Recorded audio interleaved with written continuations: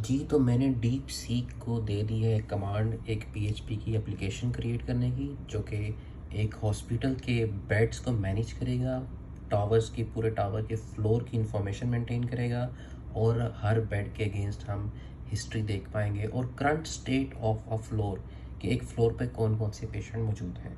तो देखते हैं डीप सीक इसको कैसे जनरेट करता है।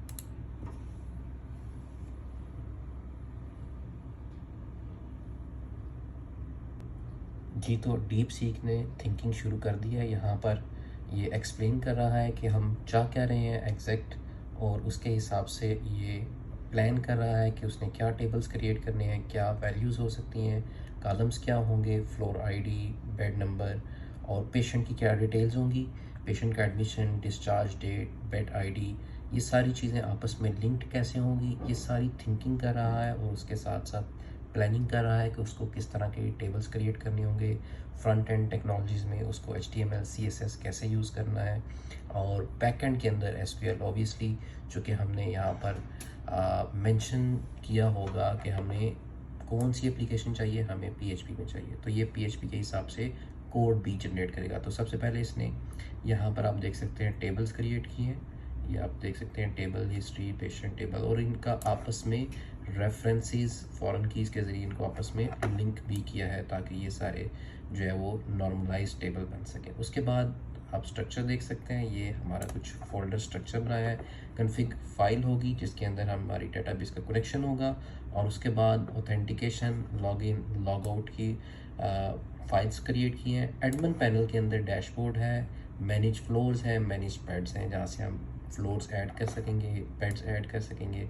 यूज़र की एक स्क्रीन है जहाँ से यूज़र का डैशबोर्ड है जिसमें मैनेज पेशेंट्स हैं, और डिस्प्ले की एक स्क्रीन जो हमने स्क्रीन के ऊपर डिस्प्ले करनी होगी। उसके बाद हिस्ट्री जिसमें हम बेड की पूरी डिटेल देख सकेंगे। तो सबसे पहले ये फ़ाइल आ गई कन्फिग की फ़ाइल, जिसमें एक डेटाबेस के साथ कनेक्शन मेंटेन किया जा रहा है। ये लॉगिन आ गया जहाँ से ऑथेंटिकेट किया जाएगा यूज़र को उसके रोल के हिसाब से। अगर यूज़र जो है रोल उसका एडमिन होगा तो वो कॉरस्पॉन्डिंग डैशबोर्ड के ऊपर जाएगा, और अगर उसका यूज़र होगा टाइप तो वो अपने कॉरस्पॉन्डिंग रोल के ऊपर जा रहा होगा।